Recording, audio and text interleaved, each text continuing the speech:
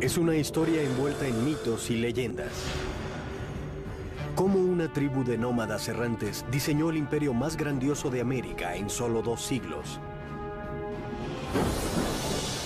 Tuvieron que diseñar sistemas con una ingeniería extraordinaria para su época. Su civilización tuvo una sofisticación equiparable a la de Roma. Los aztecas tuvieron la mejor tecnología que se podía producir en las condiciones dadas en sus días. Sus acueductos, palacios, pirámides y templos se erguían como tributo a sus dioses y como testamento al poder de la raza humana. El máximo logro de los aztecas fue su rutilante capital, que los pasmados exploradores europeos llamaron la Venecia del Nuevo Mundo. La ciudad se esparcía resplandeciente entre sus canales y su lago, adornada por hermosos árboles y mansiones. Pero su sed de poder y sangre los llevó camino a la destrucción. Y cuando esta finalmente llegó, su aniquilación fue más rápida y total que cualquiera que haya conocido el mundo.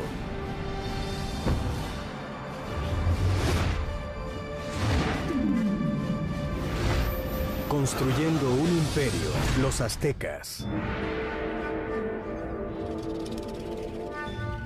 Año 1325 después de Cristo, centro de México, cerca de la actual Ciudad de México. Una joven adolescente está celebrando su inminente boda. Es hija del jefe de una tribu y va a unirse a otra nueva que ha sido hospedada en su reino y que ahora conocemos como los aztecas. Como parte del ritual, 5 nobles aztecas la conducen a un antiguo templo para la ceremonia. Pero al llegar a la cima, los nobles la alejan del altar y la acuestan sobre un bloque de piedra frente al templo, usado para hacer sacrificios. Cada hombre le sujeta un miembro y un quinto eleva muy alto un cuchillo de obsidiana y con un movimiento rápido le atraviesa el pecho extrayéndole el corazón aún palpitante.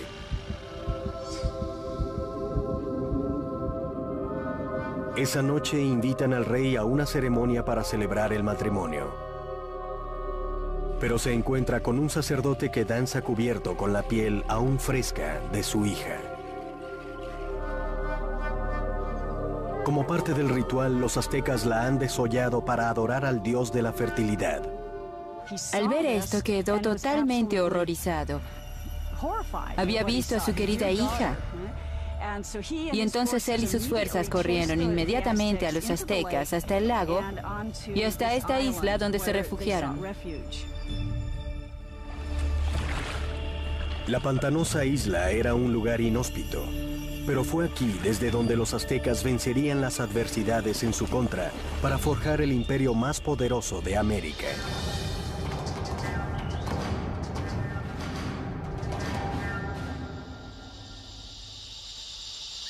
Hola, soy Peter Weller. Al pensar en los aztecas, pienso en un pueblo elegante, con bella piel y fantásticos penachos multicolores, en ciudades flotantes y en una estupenda canción de Neil Young sobre Moctezuma y Cortés. Pero también pienso en puñales de obsidiana atravesando pechos y en manos sacando corazones sangrantes y sujetándolos en alto. Los aztecas hicieron casi todos sus sacrificios sobre pirámides de piedra como esta. Pensaban que sin estas ofrendas, el sol literalmente dejaría de salir y que el universo moriría. La historia azteca es una fusión de hechos y mitos, pero sabemos que este asesinato, por horrendo que haya sido, no solo marcaría el inicio del imperio azteca, sino también el lugar de donde emergería.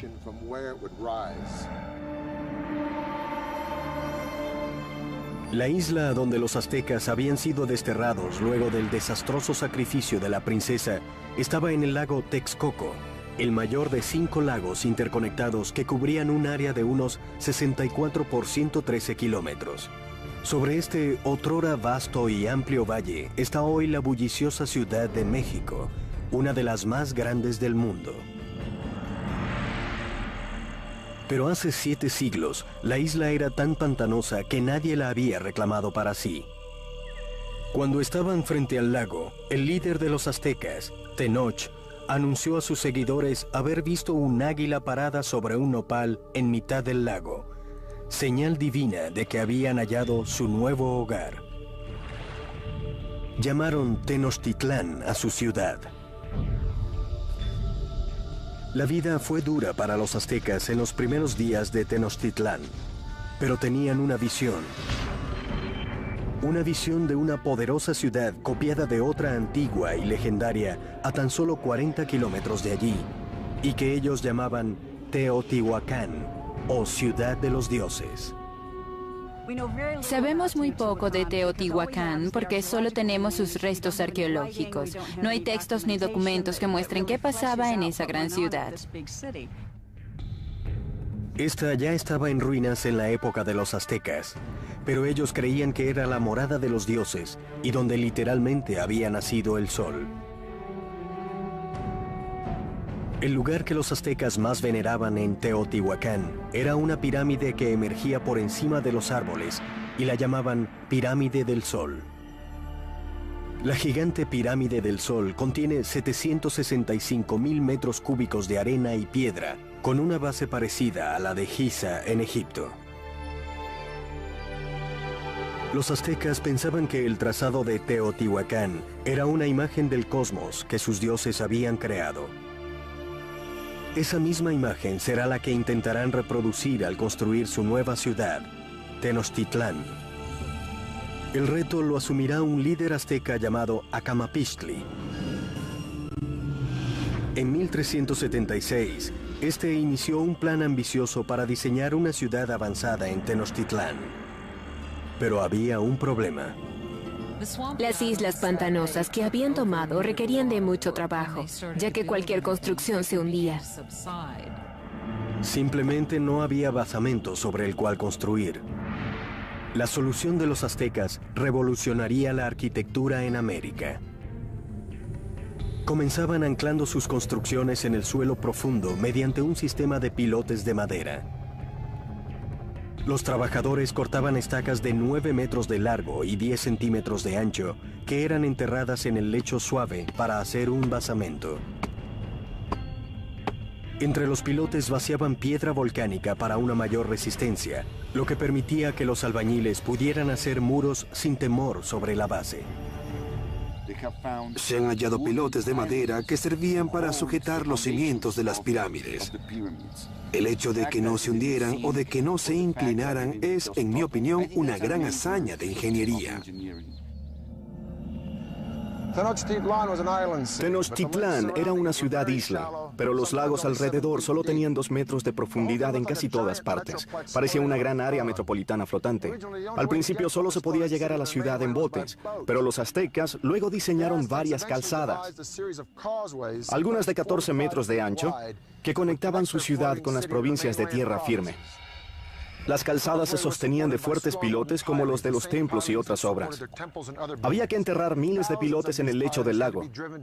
Era un reto logístico solo realizable con un equipo fuerte y experto de obreros y los mejores ingenieros de Mesoamérica.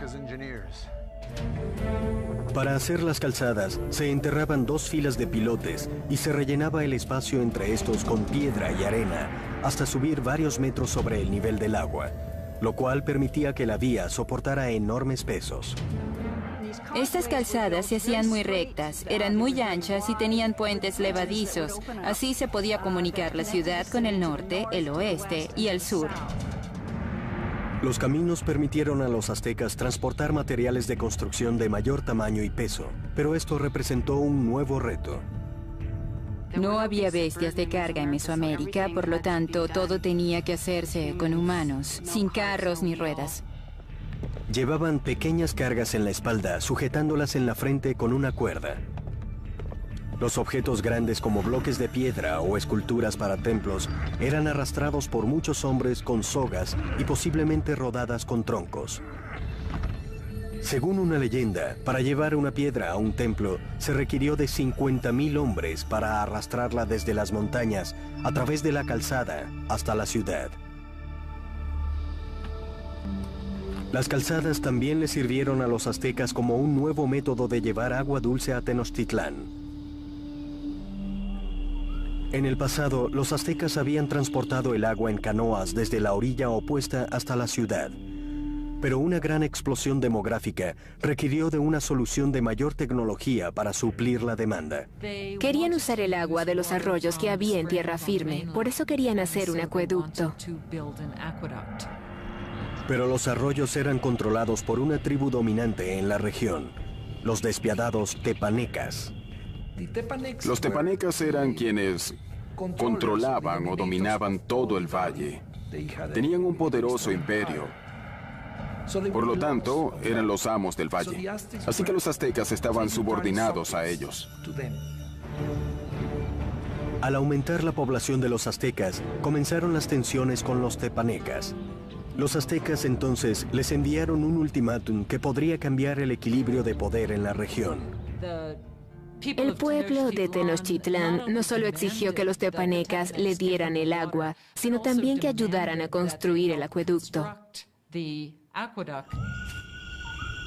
Los tepanecas respondieron rápida y brutalmente. Su rey, Maxtla, envió unos asesinos que mataron al rey azteca a sangre fría. Era la última gota que derramaría el vaso. Luego de estar subyugados por décadas, los aztecas actuaron y combatieron a sus implacables señores. Luego iniciaron varios ambiciosos proyectos de construcción alrededor de su ciudad-isla, lo que les daría la reputación de ser los más grandiosos ingenieros de América.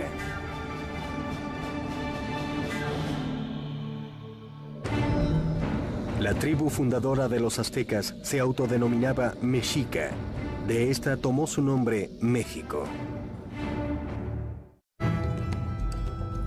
Corre el año 1428.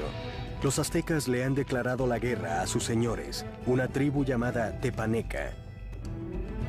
Pero para vencer a los tepanecas necesitan ayuda de sus vecinos. Los aztecas llegan a la cercana ciudad-estado de Texcoco, donde se había alzado un decisivo líder local. Su nombre era Nezahualcóyotl, y su liderazgo va a ser fundamental para el forjamiento del imperio azteca. Con Nezahualcóyotl de su lado, los más débiles aztecas atacarán a la yugular. Lanzarán un ataque total contra la capital tepaneca. Luego de sitiarla por más de 100 días, logran vencer las defensas de los tepanecas y masacran a sus opresores. Al capturar al rey tepaneca Maxtla, el rey Nezahualcóyotl le arranca el corazón y riega su sangre en el lago Texcoco. La suerte cambió repentinamente.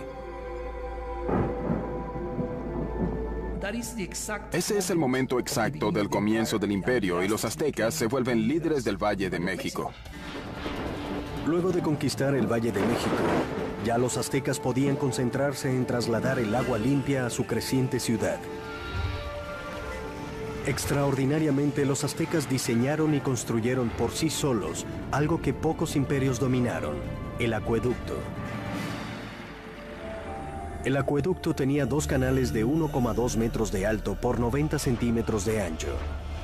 Mientras uno era limpiado y mantenido, se usaba el otro, y así nunca se interrumpía el suministro. El acueducto de canales paralelos recorría 5 kilómetros desde tierra firme hasta el centro de la ciudad-isla. Ya en la ciudad, el agua se vertía en fuentes públicas y tanques y se distribuía en enormes jarrones de arcilla o se llevaba en canoas. Comparados con los europeos, los aztecas eran gente muy limpia. Sabemos que el emperador azteca se bañaba 2 veces al día. Así que, en cuanto a higiene se refiere, el pueblo azteca era mucho más avanzado que el europeo. Mientras los nobles aztecas se daban lujosos baños, en la Europa de la época, la peste causada por malas condiciones sanitarias mataba a millones. El baño del rey Nezahualcóyotl era uno de los más exclusivos de América. Lo irrigaba un sistema sofisticado que también surtía de agua limpia al área externa de su palacio. Detrás está el cerro de Texcoco, Allí, Nezahualcóyotl construyó un fantástico palacio y alrededor hizo virtualmente un jardín botánico con las flores exóticas de Mesoamérica. Hacía traer agua desde la Sierra Nevada por todo este lugar hasta su palacio, solo para regar sus plantas. Para hacer un acueducto allí, Nezahualcóyotl tuvo que inundar un enorme cañón entre el cerro de Texcocinco y el cerro contiguo. Cuando el agua llegaba al primer cerro, era recolectada en estanques pequeños para controlar la velocidad del flujo antes de que éste llegara al acueducto. Luego de cruzar el acueducto, el agua recorría un circuito alrededor del cerro de Texcocinco y caía por cascadas talladas en la roca para regar los jardines. Al final caía en una piscina casi perfectamente circular llamada el Baño del Rey. Y desde aquí podía ver sus dominios en Texcoco y mirar los jardines botánicos que regaba con sus fantásticos acueductos. Es sin duda un baño digno de un rey. A mediados del siglo XV, cuando el imperio emergía, llegó el momento de que los aztecas escogieran un señor soberano. Se le llamó Moctezuma y sería el primero de 2 emperadores con este ahora famoso nombre. La primera orden de Moctezuma en el poder fue extender las fronteras del imperio. Los aztecas tomaron ciudades-estado al sur hacia el valle de Oaxaca, al oeste hacia el Pacífico y al este en el Golfo de México. En 1449, el imperio tenía una población cercana a los 15 millones de habitantes. En tan solo 100 años, los aztecas habían logrado lo imposible: cambiar el orden político y social en Mesoamérica. Pero mientras los aztecas tenían el dominio militar, su ciudad-isla era vulnerable a un enemigo distinto. Al igual que Nueva Orleans, Tenochtitlán luchaba constantemente contra el agua, y uno de los primeros proyectos de Moctezuma fue el de protegerla de las inundaciones. Esto es lo que queda del lago Xochimilco, en el sur de la Ciudad de México, que la época azteca era Tenochtitlán. Al igual que los otros lagos, este se alimentaba de arroyos, y por eso no había ríos ni riachuelos que drenaran el agua. Entonces, si llovía muy fuerte, el agua podía cubrir las tierras y llegar hasta la ciudad. Y eso fue lo que pasó a mediados del siglo XV, cuando una inundación catastrófica arrasó Tenochtitlán. La ciudad y el imperio quedaron casi destruidos, y su civilización tuvo que contar de nuevo con el genio de sus ingenieros y con el de uno en especial. Moctezuma recurrió a su viejo aliado Nezahualcóyotl para proteger a la ciudad que reconstruía del lago. Nezahualcóyotl diseñaría una solución que lo convertiría en el ingeniero más grandioso del continente. Su plan era crear una zona de seguridad alrededor de la ciudad, con un inmenso dique que protegería a Tenochtitlán y a sus habitantes. Así se construiría el muro de contención más grande de América para la época. Recorría 16 kilómetros al este la ciudad, desde el extremo sur del lago hasta el norte. Las paredes eran de un machiembrado de estacas, ramas, piedra y tierra. Como el lago no era profundo, el dique solo tenía unos 4 metros de altura, pero tenía 8 metros de ancho. Nezahualcóyotl puso compuertas al dique, muy probablemente de madera, que podían elevarse y bajarse para controlar el nivel del agua detrás del dique. El dique también servía para otro propósito: proteger el suministro de agua. Era importante construir algún mecanismo para evitar que el agua salada se mezclara con el agua dulce de la parte occidental del lago. Un ejército marcha con el estómago, eso dijo Napoleón. Y tener un vasto suministro de alimentos para los civiles es vital para el desarrollo de cualquier civilización. Pero los aztecas perfeccionaron un método único, no solo para proveer de vastos suministros a los civiles, sino también para alimentar la expansión militar de su imperio. A este revolucionario método lo llamaron chinampas. Fue un sistema que literalmente les permitió crear nuevas tierras donde cultivar y vivir. Para tener una ciudad de cualquier tamaño, se debe hacer espacio para la gente. Y para eso, ellos hicieron estas chinampas sobre el lecho del lago. Una chinampa es básicamente una isla artificial hecha sobre el lago. Parecían estrechos campos de fútbol de unos 90 metros de largo por 9 metros de ancho. Una chinampa se hacía con un machiembrado de varas que flotaba en el agua y sobre el cual se apilaban ramas. Luego se tapaba con lodo del lecho del lago y así se le daba forma. Entre 4 y 6 hombres tardaban 8 días para hacer una chinampa de tamaño normal. Se conectaban a la ciudad por grandes canales de navegación que requerían de miles de hombres y muchos meses para hacerse. Una chinampa como esta producía hasta 7 cultivos al año, mientras que un agricultor en tierra firme producía de 1 a 3 como máximo. Cuando un cultivo en una chinampa estaba listo para la cosecha, tenían retoños listos para otro cultivo sobre un lecho de lodo en un bote adyacente. Y cuando los retoños podían sembrarse, se trasplantaban a la chinampa. Este ciclo se repetía una y otra vez y luego en miles de chinampas. Gracias a esta tecnología, Tenochtitlán pasó de ser un pueblo tribal del siglo XIV a una dominante y emergente ciudad-estado. Una vez instalada la infraestructura de su ciudad y con vastas tierras bajo su dominio, los aztecas procedieron a ampliar las fronteras del imperio como nunca antes. Crearon una amplia red de distantes caminos, las grandes vías aztecas. Pero al crecer el imperio también aumentó la práctica de los sacrificios humanos. Pronto correrían ríos de sangre por las calles de Tenochtitlán.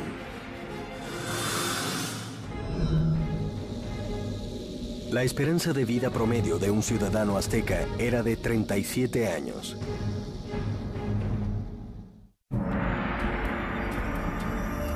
Hoy en día, Tenochtitlán, la capital del imperio azteca, ya no existe. Yace bajo la actual Ciudad de México, pero hace 7 siglos era una deslumbrante y emergente capital, construida por avanzados ingenieros y dirigida por emperadores deificados. A finales del siglo XV, hubo entre los aztecas una gran explosión demográfica. Su siguiente gran emperador inició una serie de conquistas sin paralelo en la historia mundial. Se llamaba Ahuizotl y demostró ser un guerrero incluso más grandioso que su abuelo Moctezuma. En 1502, Ahuizotl había conquistado territorios en la costa del Pacífico mexicano y ampliado las fronteras al sur del imperio hasta Guatemala. Su reinado fue una era de oro. Fue el rey que abrió rutas de transporte a las áreas costeras y a las tierras bajas de donde los aztecas obtenían sus mejores lujos, las coloridas plumas tropicales, el oro y las piedras preciosas que usaban los nobles como símbolo de su rango. Para llevar las riquezas al centro del imperio, los aztecas hicieron una red de vías a través del centro de México. Colocaban corredores de relevo cada tantos kilómetros para crear una especie de correo expreso de la antigüedad. Los mensajes o bienes se llevaban a lo largo de 320 kilómetros desde la costa del Golfo a Tenochtitlán en 24 horas, más rápido que el servicio de correos actual. Con el imperio en su mejor momento, los aztecas bajo el mando de Ahuizotl se embarcaron en su máximo proyecto de construcción, una gigantesca pirámide en todo el centro de Tenochtitlán, el símbolo de su poder absoluto. Se llamó el Templo Mayor. La base de la pirámide tenía 73 metros de profundidad y 92 metros de ancho, y tenía una altura de 15 pisos. Sus 2 escalinatas ascendían a 61 metros y tenían al menos 117 escalones. Llegaban a 2 templos donde veneraban al dios de la lluvia y al de la guerra. El templo se remodeló 7 veces en el mismo punto desde que se construyó en 1325 al fundarse la ciudad. Cuando el imperio creció, también creció la pirámide. Cada fase simplemente se hacía sobre la fase anterior. El templo mayor fue hecho principalmente con una piedra llamada tezontle, que es una roca volcánica muy ligera, y eso prevenía que se hundiera el templo. En los pisos y las paredes, los aztecas aplicaron una cubierta caliza, que es un tipo de concreto. Algunas muestras halladas son tan duras como el concreto moderno, aún luego de 500 años. Los obreros aztecas trabajaron decenios para completar su monumento a los dioses. El templo permaneció enterrado hasta 1978, cuando los trabajadores de una empresa de energía eléctrica abrían una zanja y tropezaron con un gran monolito esculpido. A su lado estaban las ruinas del templo. El disco de 3,5 metros de diámetro pesa 8 toneladas y muestra el cuerpo desmembrado de la diosa Coyolxauhqui. Coyolxauhqui era la diosa de la luna, pero su hermano la mató por haber quedado embarazada de manera muy deshonrosa. Los aztecas no eran puritanos. De hecho, los nobles tenían muchas esposas y concubinas, pero entre el pueblo, el adulterio, sobre todo el femenino, era tabú y se castigaba severamente, a veces con la muerte. En la leyenda de la diosa de la luna, su hermano la decapita y arroja su cuerpo por una colina. Los aztecas reproducían este asesinato literalmente y con gran frecuencia en festividades de su calendario. Decapitaban a sus víctimas sobre pirámides como esta y arrojaban los restos por las escalinatas hasta el gran monolito ubicado en el fondo. Para los romanos, el tesoro más preciado era el oro. Para los egipcios, era la vida después de la muerte. Para los aztecas, era la sangre humana. Se sentían en reciprocidad con los dioses y por eso necesitaban realizar un acto de agradecimiento hacia ellos, dándoles lo más precioso que tenían, la sangre humana. Los aztecas la llamaban agua preciosa y creían que si los dioses no la recibían en grandes cantidades, el mundo terminaría en un apocalipsis. Una práctica común era la de adornar las paredes internas de los templos con sangre humana fresca. Y el olor debe haber sido sobrecogedor. Para dedicar la expansión de su gran templo, el emperador Ahuizotl realizó un sacrificio masivo. Las cabezas de las víctimas eran expuestas a todos en armazones alrededor del templo. Algunas crónicas dicen que fueron sacrificadas 20.000 personas. Desde un punto de vista práctico y científico, eso suena imposible. Así que pienso que la crónica escrita por fuentes españolas nos está diciendo básicamente que para sus ojos se trataba de mucha gente. Durante el reinado de Ahuizotl, el derramamiento de sangre llegó a niveles descomunales. La vida en Tenochtitlán se volvió una orgía de muerte. Tanto a los aliados como a los enemigos se les llevaba a presenciar los sacrificios. Siempre eran sacrificios rituales, siempre eventos rituales, pero también eran una afirmación política y una forma de intimidación. Al morir Ahuizotl, los aztecas habían institucionalizado los sacrificios humanos y habían convertido en un arte las matanzas en el campo de batalla. Eran los guerreros más feroces de América. Un grupo elitesco al que se le dedicó un nuevo y espectacular templo en la ladera de una montaña. Pero ni siquiera ellos estaban preparados para la guerra de dos mundos que estaba a punto de desatarse. Los aztecas usaban obsidiana para hacer sus cuchillos, una roca volcánica tan afilada que se usa hoy en día para la cirugía ocular. En 1502 muere el emperador azteca Ahuizotl. Moctezuma II, un ex sacerdote de 34 años, asciende al poder. Del otro lado del mundo, en España, un notario de 18 años, Hernán Cortés, se presta a cruzar el Atlántico para unirse a la conquista del Nuevo Mundo. Es la cúspide del Imperio Azteca. Ahora este cubre al menos 128.700 kilómetros cuadrados. Partiendo desde Tenochtitlán, llega a ambos océanos y hacia el sur hasta Guatemala. Los aztecas tienen unos 25 millones de súbditos. 38 provincias con incontables ciudades-estado les pagan un fuerte tributo. con lo cual el emperador y los nobles se vuelven muy ricos.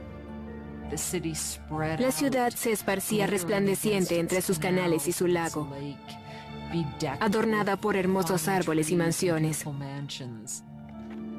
Y Moctezuma II lo presidía todo. Era famoso por su destreza como gobernante y como militar. Era un líder duro, masacraba a los pueblos que no se le sometían. Pero en la privacidad estaba atormentado. Parece ser que Moctezuma era un individuo pasivo y quizá un individuo depresivo.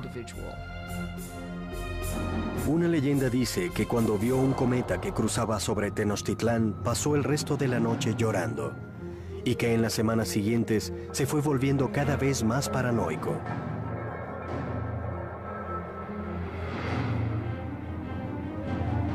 Pero cuando su obsesión por lo sobrenatural estaba al máximo, llegaba una amenaza muy real del otro lado del mar.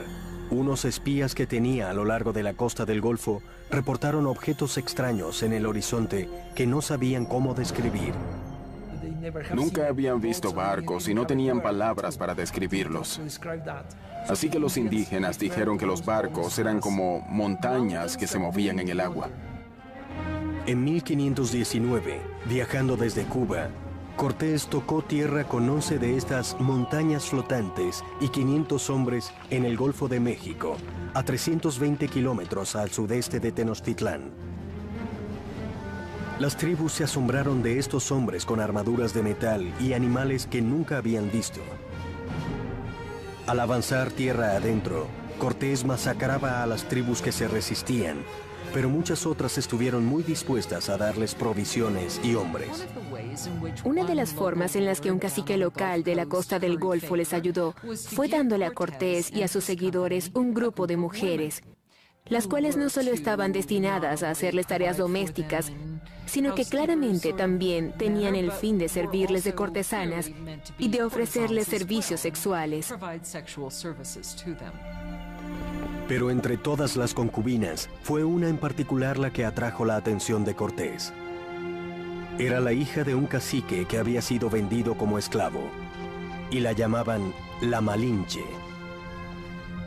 Desarrollaron una relación íntima y al pasar el tiempo, ella le dio un hijo, que puede haber sido una de las primeras personas de sangre mestiza en el Nuevo Mundo.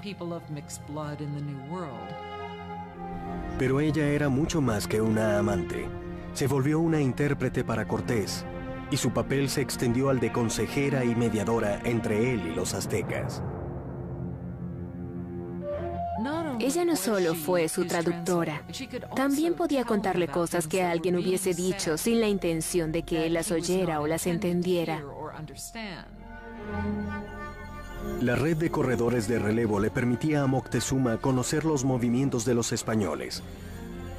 Estaba claro que se dirigían a su ciudad. Mientras avanzaba hacia Tenochtitlán en el verano de 1519, Cortés reunió un ejército de miles de hombres. El ejército de Moctezuma tenía cientos de miles de hombres. Se vestían de animales en el campo de batalla para intimidar a sus oponentes. En parte era un espectáculo. Había atuendos increíbles que los diversos guerreros usaban. Los guerreros más importantes eran los caballeros vestidos de jaguares y águilas. Los caballeros aztecas se iniciaban en sus órdenes en ritos secretos en templos como este. Este es el templo cueva de Malinalco, uno de 6 en la ladera de este monte al sur de la Ciudad de México. Lo terminó Moctezuma II cerca del año 1502, poco después de su coronación. En Europa, Miguel Ángel esculpía su David para la República de Florencia, mientras los aztecas escarbaban este templo de la roca de esta ladera. Y este es el único templo de todo el hemisferio occidental hecho así. En la base de las escalinatas de Cuauhcali hay esculpidos 2 jaguares. A los lados de la entrada hay restos de 2 guerreros. La entrada representa la boca abierta de una serpiente gigante. Literalmente puede verse su lengua salir de la sala. Los aztecas creían que esta era la entrada a la matriz de la tierra.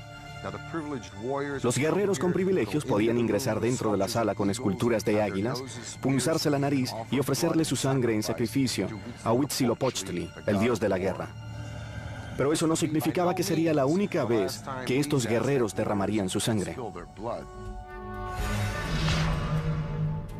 El primer encuentro entre Cortés y Moctezuma sería pacífico, pero el conquistador sabía que pronto habría una sangrienta colisión entre el viejo mundo y uno nuevo.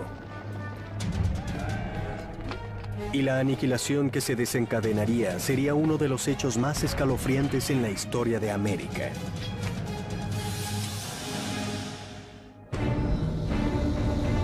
Los granos de cacao eran un bien tan valioso para los aztecas que solían usarlos incluso como moneda.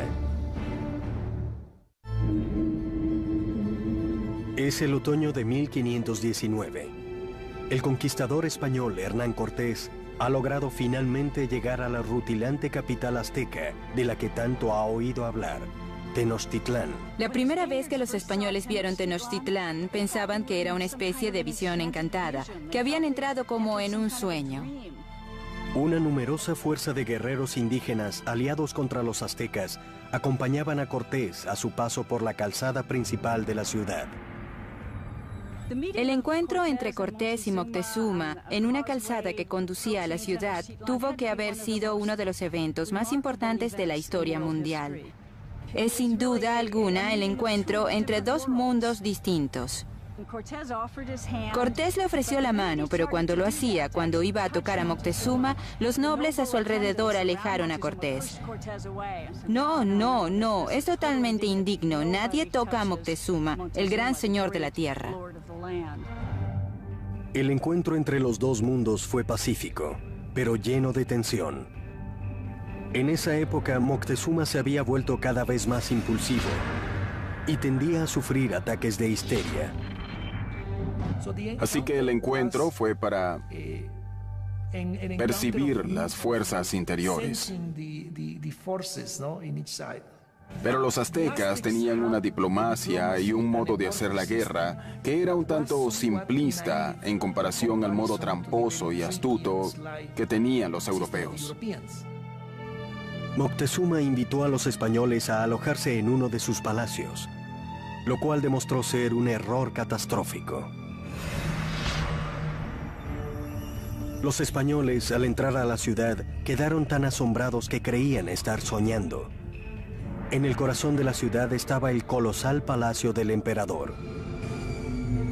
El palacio de Moctezuma II era un gigante complejo de 20.200 metros cuadrados cerca del Templo Mayor.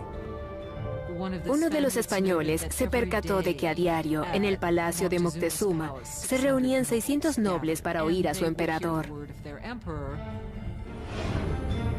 Moctezuma recibió a los españoles en una gran sala después de la entrada principal que estaba diseñada para que el emperador luciera omnipotente.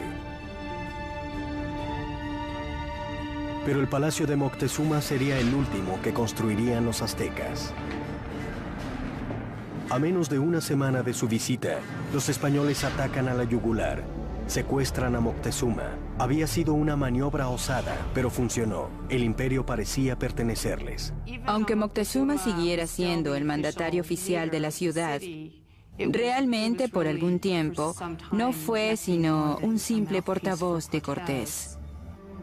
En 6 meses, las tensiones internas en Tenochtitlán fueron aumentando, y entonces, en la primavera de 1520, estas llegaron al límite.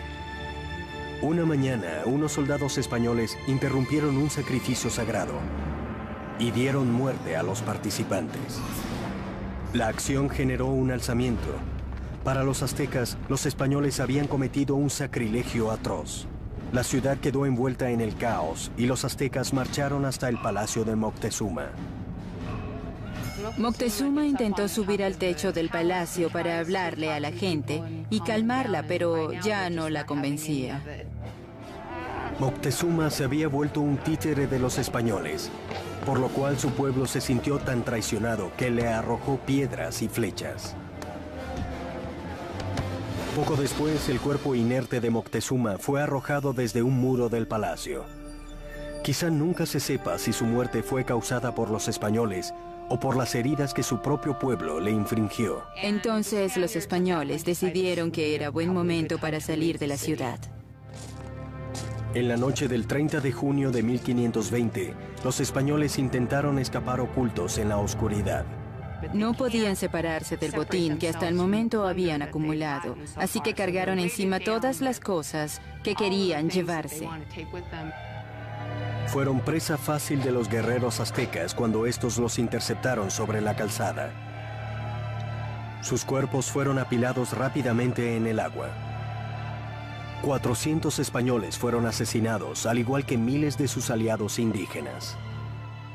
A esa huida se le ha llamado la Noche Triste. Cortés y unos cuantos más lograron huir con vida. Ahora los españoles destruirían la resplandeciente ciudad de Tenochtitlán para siempre. Comenzarían por bloquear algo vital para la ciudad, el acueducto. Cuando cientos de miles de personas en la ciudad quedaron sin agua, Cortés creó un bloqueo alrededor de Tenochtitlán para cortar todo suministro externo de alimentos. Así que la idea de este bloqueo fue la de intentar que la ciudad se rindiera por el hambre, y los aztecas eran muy resistentes, así que no pudieron ser fácilmente derrotados. Entonces, lo que decidieron fue organizar un ataque por mar y tierra. Por siglos, el lago que rodeaba Tenochtitlán había sido una barrera contra invasiones, pero Cortés hallaría el modo de vencerla. Hizo que miles de sus aliados indígenas transportaran naves desarmadas a través de montañas de cientos de metros de altura para ensamblarlas y arrojarlas al lago. Mayo de 1521. Cortés envía a su numeroso ejército a atacar Tenochtitlán de manera decisiva. 600 españoles, de los cuales 100 iban a caballo, y más de 50,000 aliados indígenas chocan contra los defensores aztecas de la ciudad en sus grandes calzadas. Hubo brutales combates durante meses. Día tras día, Cortés iba tomando la ciudad cuadra por cuadra. Él y sus aliados fueron inmisericordes al masacrar sistemáticamente a la población. Fue una batalla extremadamente dura, sobre todo en el interior de la ciudad. Los aztecas hicieron un último acto de resistencia en el gran templo de Tlatelolco. Los guerreros, desde los empinados escalones, arrojaron piedras y lanzas a sus enemigos, pero fue inútil. El 13 de agosto, el último líder de los aztecas, Cuauhtémoc, fue capturado y obligado a rendirse ante Cortés. Y eso sería solo el comienzo. 20 millones morirán de enfermedades traídas por los españoles. Estimamos que a finales del siglo XVI la población indígena se había reducido cerca de 90%. La Ciudad de México moderna fue construida sobre los escombros de la una vez majestuosa ciudad de Tenochtitlán. Los españoles la nivelaron al construir su propia capital colonial, usando inclusive piedras del Templo Mayor para hacer su catedral, la cual permanece aún al lado de las ruinas del templo. El imperio azteca había desaparecido, y con este también su sorprendente legado de obras de ingeniería. Queda claro que con sus sofisticados sistemas de planeación urbana, de agricultura y de acueductos, el imperio azteca fue uno de los más avanzados de los grandes imperios. El templo cueva aquí en Malinalco es uno de los impresionantes logros de los aztecas que los españoles no destruyeron. Sitios increíbles como este nos hacen preguntarnos, si los españoles no hubieran venido, ¿cómo sería México hoy en día? Soy Peter Weller.